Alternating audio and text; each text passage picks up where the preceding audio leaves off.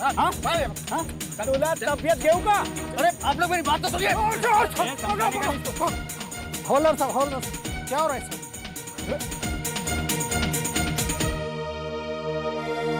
ले चल इसको थाने। हवलदार साहब क्या कर रहे हैं आप? ये चोर नहीं है, ये जो कुछ भी कह रहा है बिल्कुल सही है, बल्कि इसने तो चोर के हाथ से मेरा ये बैग छीना है। मैं यही तो कह रहा हूँ इन लोगों से, मैं चोर नहीं हूँ। सॉरी सर, गलती हो गई। वो क्या है कि हमने आपके हाथ में बैग देखा तो चोर समझा ना। अब हम लोग भगवान थोड़ी है। चले राजेंद्र, सॉरी। हाँ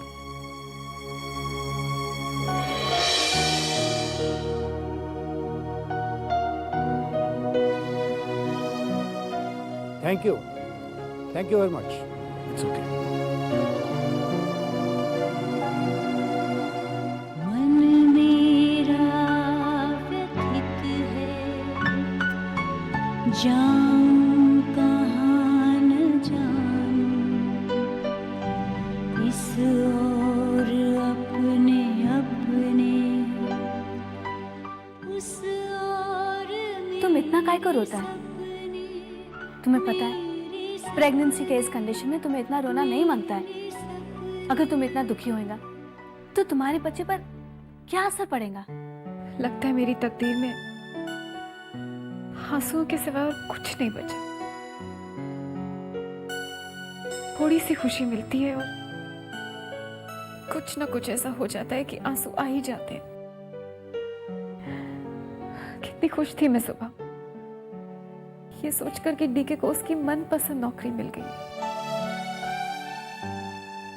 पर वो तो बेचारों की तरह गैराज में काम कर रहे हैं। मैं समझ सकती हूँ उन पर क्या गुजर रही होगी। हिम्मत वाला है तुम्हारा डीके, तुम्हें तो खुश होना मांगता है, पर तुम तो बहुत परेशान है।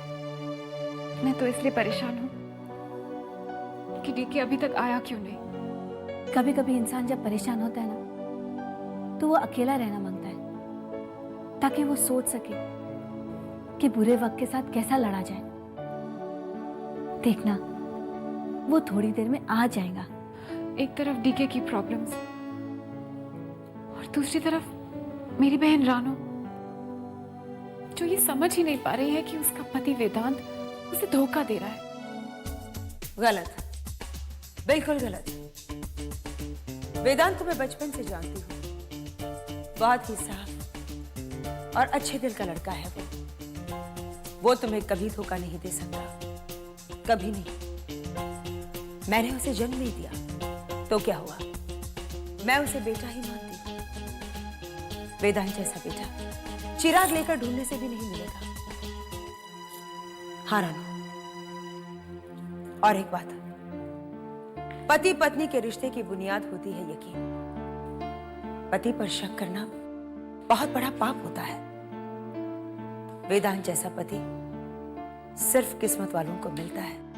और वो किस्मत वाली तुम हो दिशा। डीके तुमको बहुत प्यार करता है, एक बार उसका वक्त सुधर जाने दो तो सब ठीक हो जाएगा। सच बोलता है हम। मैं भी सच बोल रही हूँ। ऐसा पति पर शक करना अच्छी बात नहीं है। ये शक, ये वहम जैसी चीजें ना बसी बसाई गृहस्थी उजाड़ देते हैं। तुम्हारा ये बेबुनियाद शक तुमसे तुम्हारा पति छीन लेगा, तुम्हारी खुशियां छीन लेगा तुमसे। ऐसा मत कहिए मॉमसी, प्लीज। I am sorry. अब मैं वेदांत और ऋचा की दोस्ती पे शक नहीं करूंगी, सच।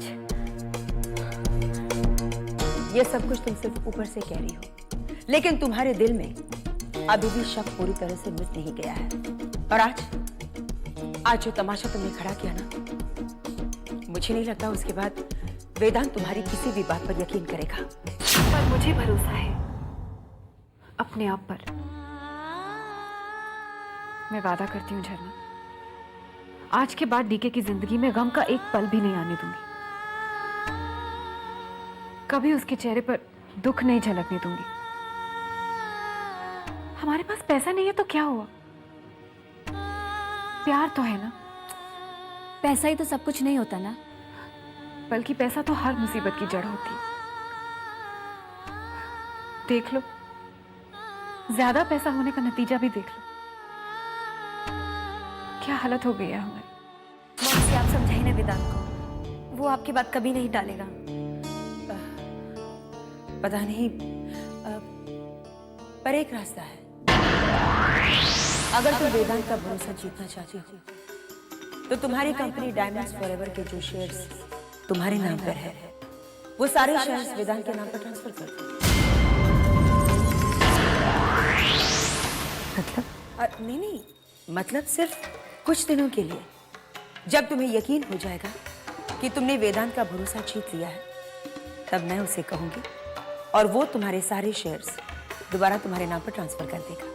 लेकिन मौसी, ऐसा करने से पहले मुझे मामा से परमिशन लेनी पड़ेगी। हाँ, क्यों नहीं, मैंने कब मना किया। वैसे रानू, तुम्हारी माँ तुम्हें पसंद नहीं करती ना? मेरा मतलब है, बात बात पर तुम्हें बेइज्जत कर देती है, लेकिन फिर भी अपनी माँ से बात जरूर कर लेना। वैसे भी माँ बेटी के बीच मैं होती कौन हूँ कुछ बोलने वाली। ऐसी बातें मत करो छन्नू, तुम तो मेरे लिए हमारे अपनों से भी बढ़कर हो। अभी वक्त हमारा साथ नहीं दे रहा है ना, इसलिए मुझे जो कुछ भी करना है जल्दी करना होगा। अगर मेरी शेयर्स वेदांत के नाम करने से वेदांत को मुझ पे भरोसा हो जाएगा तो मैं अपने शेयर्स वेदांत के नाम कर दूंगी।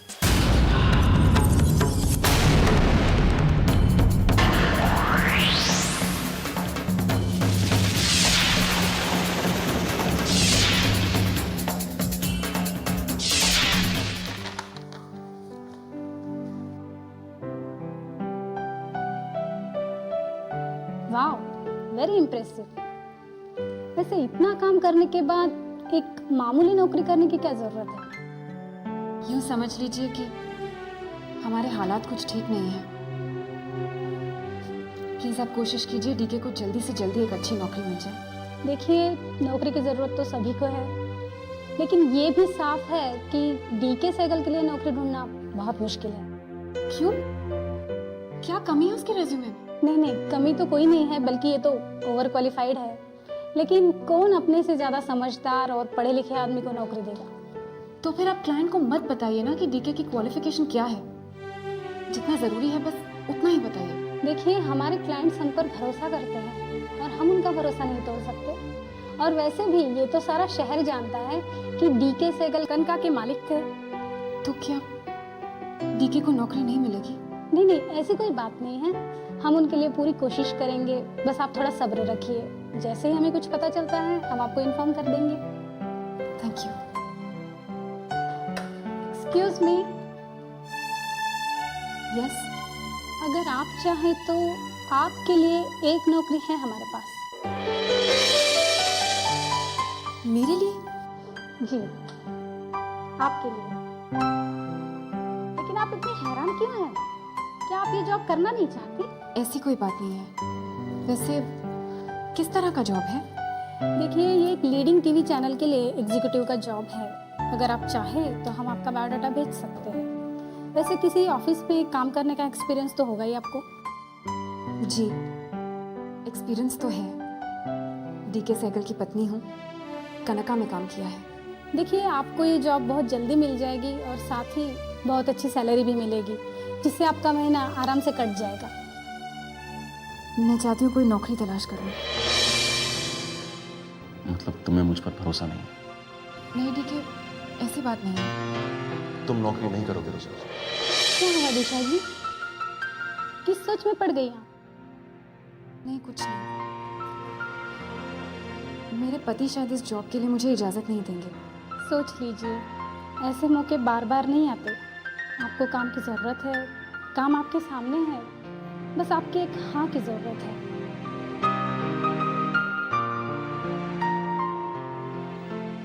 अब क्या हुआ? अब क्या एडवाइस देने आए मुझे? हाँ, क्यों आ जाती है बार बार मेरे सामने? और कितनी बार शर्मिंदा करेंगी मुझे? आपके नाटक और आंसुओं से मैं तंग आ चुकी हूँ। भगवान के लिए प्लीज मुझे मेरे हाथ पे छोड़ दीजिए और मेरे सामने आना बंद कर दीजिए। माँ की ममता क्या होती है ये तुम कभी नहीं समझोगी रानो। माँ की ममता लुटाने के लिए आपके पास है ना आपकी बेटी। रानो, मुझे तुम्हारे पास आकर बार बार जलील होने का कोई शौक नहीं है, समझी तुम? मुझे तुम्हारे साथ काम था इसलिए आई। अब मैंने इरादा बदल लिया है। अब जायदाद का बंटवारा मेरे हिसाब से होगा। इन पर साइन करो।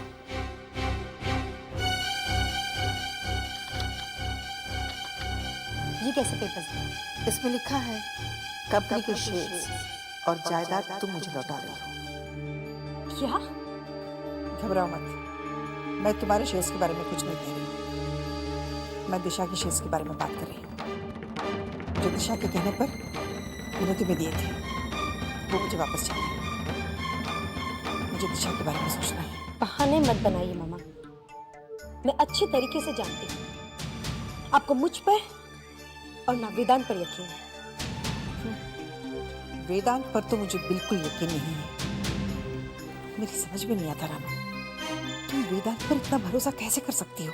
क्योंकि वेदांत मेरे पति है और मैंने एक फैसला कर लिया है कि मैं अपनी शेयर्स और अपनी जायदाद का सारा हिस्सा सब वेदांत के नाम पर दूंगी। क्या रानो, तुम पागल तो नहीं हो गई हो? हाँ, मैं अब तक पागल थी जो आप पर और आपकी बेटी पर विश्वास करती थी, लेकिन अब मैं अच्छा हुआ जो मेरी शादी वेदांत से हुई, वरना पता नहीं मेरे साथ क्या होता। आजकल शराफत का तो जमाना ही नहीं रहा। जहाँ देखो वहाँ चोरी, डकैती, लूटपाट, है ना मिस्टर डीके साहिल। मिस्टर डीके, अगर आज आप नहीं होते तो मुझे अपना ये बैग शायद कभी वापस नहीं मिलता। वैसे आपको इस तरह नोटों भरा बैग साथ में लेके नहीं घूमना चाहिए। आपको क्या लगता है मिस्टर डीके, इस बैग में रुपए भरे हुए हैं? क्या है इसमें? नहीं मिस्टर डीके, ये मेरी जिंदगी की अमानत है। कौन है? मेरी पत्नी, जो अब इस दुनिया में नहीं है। बहुत प्यार करता था मैं इससे, इसीलिए ये फोटो हमेशा अपने साथ रखता हूँ। बाय द वे, क्या आपकी शादी हो गई? जी। तब तो आप मेरे जज्बातों को अच्छी तरह समझ सकते हैं। अगर मैं आपके किसी काम आ सकूं, तो मैं अपने आप को खुशकिस्मत समझूंगा। ये आप कैसी बातें कर रहे हैं? मैंने जो कुछ भी आपके लिए किया है उसमें मेरा कोई लालच नहीं था। इंसानियत के कुछ फर्ज होते हैं, मैंने सिर्फ फर्ज अदा किए। ये मेरा कार्ड रखो, अगर कभी जरूरत पड़े तो मुझे जरूर याद कर लेना। संकोच बिल्कुल मत करना, ओके?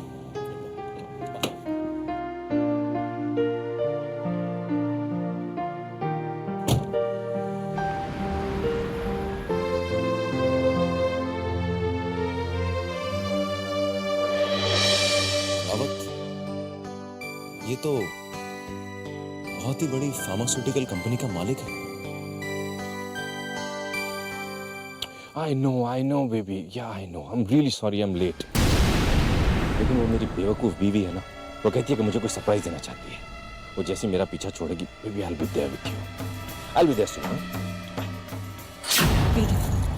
तुम अभी और इसी वक्त ऑफिस चले जाओ प्लीज। हुआ क्या मम्सी? अभी मुझे किसी का फोन आया था कि हमारे ऑफिस में कोई चोरों की तरह घुसने की कोशिश कर रहा है। क्या? फोन किसने किया था आपको? पता नहीं, घबराहट में मैंने उसका नाम भी नहीं पूछा। मम्सी, आपने सिक्योरिटी को फोन नहीं किया? हाँ, मैंने सिक्योरिटी को इन्फॉर्म कर दिया है, लेकिन मुझे उन पर कोई भरोसा नहीं है। तुमने देखा था ना वेदु, पिछली बार डीके किस तरह मेरे कैबिन में घुस आया था। मुझे लगता है इस बार भी वही होगा। वेदु, मेरे कैबिन में कुछ इंपॉर्टेंट फाइल्स हैं और अगर वो फाइल्स उसके हाथ लग गए ना, हम पूरी तरह से बर्बाद हो जाएंगे। ऑलराइट मम्सी, मैं तो चला जाऊं, मगर ये रानो जो मेरे गले पड़ गई है, वो कहती है कि कोई सरप्राइज देना चाहती है मुझे। तुम उसकी चिंता मत करो, मैं उसे समझा दूंगी। प्लीज अब तुम निकलो ना, प्लीज। ऑलराइट मम्सी।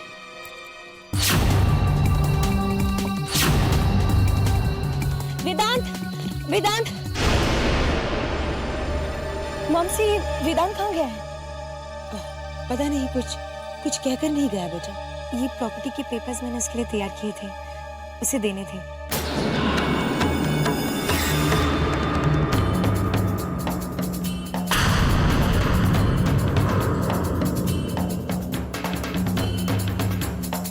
गुड।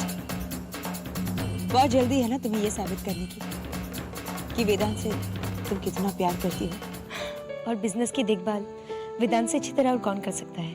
बहुत अच्छा लगा ये देखकर कि सही वक्त पर तुम सही कदम उठा रही हो। अब तुम जिंदगी आराम से जियो, सब कुछ हम संभालेंगे। अब तुम्हें चिंता करने की कोई जरूरत नहीं है, मस्त जियो। यूं समझ लो कि तुम्हारी ये जायदाद सही हाथों तक पहुंच गई है। Thank you mummy. अब तुम जाओ, मैं ये पेपर्स वेदों को दे दूंगी।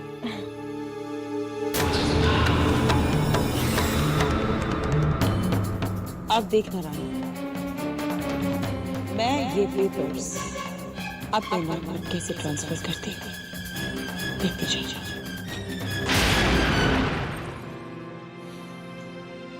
अब तक नाराज हो मुझसे? दिशा, तुम तो जानती हो ना कि मैं किस किस्म का इंसान हूं। बस गुस्सा आ गया बस। ये भी कोई बात हुई? गुस्सा आ गया मतलब? मैकेनिक्स के सामने किस तरह मुझे डांट दिया? मेरी भी तो कोई इज्जत है ना। I'm sorry Disha, please. अच्छा ये बताओ, तुम अब तक थे कहाँ? ऐसे करते हैं, बिना बताए जाते हैं। अरे भाई, मुझे चोर समझ के पुलिस ने पकड़ लिया था। क्या कह रहे थे? तुम ठीक तो हो ना? ये सब हुआ कैसे? हाँ हाँ दिशा, मैं बिल्कुल ठीक हूँ। मैं तुम्हें सब कुछ बताऊंगा, पर एक शर्त है। पहले तुम ये बताओ कि तुम मुझसे नाराज तो नहीं हो ना? देखिए मजाक छोड़ो, बताओ ना कैसे हुआ सब कुछ। कुछ नहीं, एक चोर मिस्टर रावत का बैग लेके भाग रहा था। उस चोर को तो मैंने पकड़ लिया और बैग छीन लिया। अफसोस वो चोर मेरे हाथ से निकल गया। जब पुलिस आई तो पुलिस ने बैग मेरे हाथ में देखा और मुझे चोर समझ लिया। वो बाद में मिस्टर रावत आए और उन्होंने मुझे छुड़वा दिया। मिस्टर रावत? हाँ दिशा, एक बहुत ही बड़ी फार्मास्यूटिकल कंपनी का मालिक है, बहुत अच्छा इंसान है। मैं सोच रहा हूँ कि मैं कल जाके उससे मिलूं, काम के सिलसिले में। आइडिया बुरा नहीं है। आइडिया तो बुरा नहीं है, पर वक्त बहुत बुरा चल रहा है। पता नहीं वो मुझे काम देंगे या नहीं। एक बात बताओ डीके, अगर मुझे काम मिल जाए तो? मुझे काम मिल जाए तो?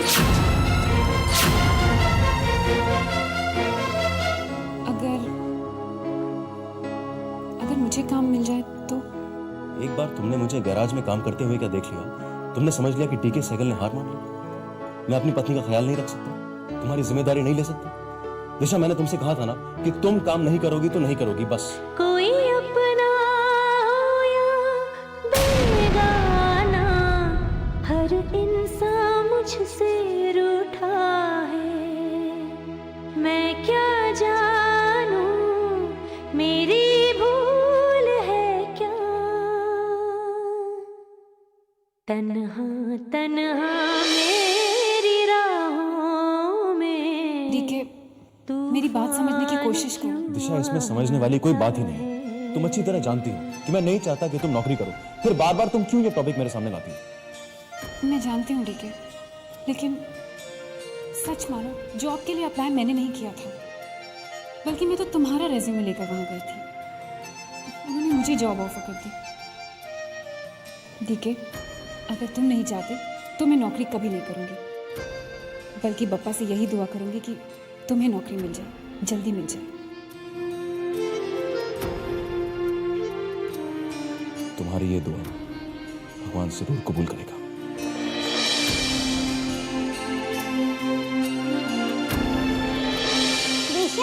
दिशा आंटी, आप लोग से कोई मिलने आया है। अच्छा, कौन आया बेटे? हमें क्या पता, एक आंटी जी आई है, बहुत बड़ी कार में आई है आप लोग से मिलने। उनकी कार बहुत अच्छी भी है। चलो ना दिशा आंटी। ये देखो, ये देखो।